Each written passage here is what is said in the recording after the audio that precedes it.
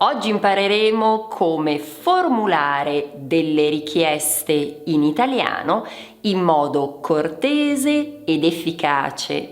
Ti consiglio pertanto di prendere appunti e di provare a utilizzare questa espressione nella tua prossima conversazione. Ciao, io sono Eli e aiuto gli studenti di italiano a parlare in modo sicuro e fluente.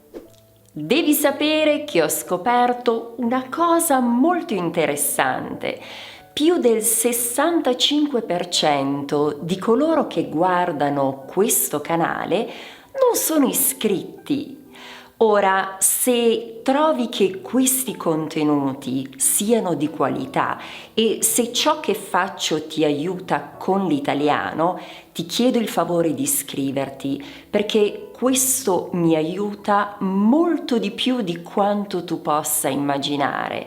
Il fatto che ci siano molti iscritti mi permetterà di continuare a pubblicare contenuti di alta qualità ancora per molto tempo. Se vorrai iscriverti, ti ringrazio di cuore. Ed ora cominciamo. Immagino tu sappia che il modo forse più frequente per fare delle richieste è usare vorrei. Ad esempio, vorrei un caffè, per favore. Come vedi, vorrei è un'espressione perfetta per esprimere un desiderio in modo cortese. Di solito i bambini italiani tendono a dire voglio anziché vorrei. Mi raccomando, non fare lo stesso errore. Ti ricordo quello che diceva a me mia madre quando ero piccola. L'erba voglio non cresce neanche nel giardino del re. Pertanto usiamo vorrei e non voglio. La seconda espressione è mi serve. Ad esempio, mi serve una copia del documento. Di solito si usa questa espressione quando hai bisogno di qualcosa di essenziale e immediato.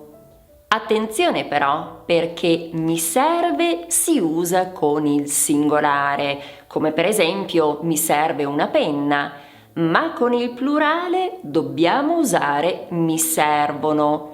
Ad esempio, mi servono delle penne. La terza espressione è ho bisogno di o anche avrei bisogno di e quindi con il condizionale. Molto frequente è anche l'uso di potrei avere? Potrei avere un bicchiere d'acqua? Questa domanda è utile quando vuoi chiedere qualcosa in modo gentile. Se stai imparando l'italiano e vorresti conoscere i 10 elementi essenziali per farlo, allora ti consiglio di scaricare questa guida gratuita. Troverai il link qui sotto in descrizione e anche qui nella scheda. In contesti più formali o magari al lavoro potresti dire mi potrebbe. Naturalmente con il tu la forma diventa mi potresti? Mi potrebbe dare una mano con questo? Molto utile per chiedere aiuto in modo rispettoso. Un'altra alternativa è dire sarebbe possibile? Sarebbe possibile avere un appuntamento domani? Questa frase è usata per fare richieste che necessitano di una conferma.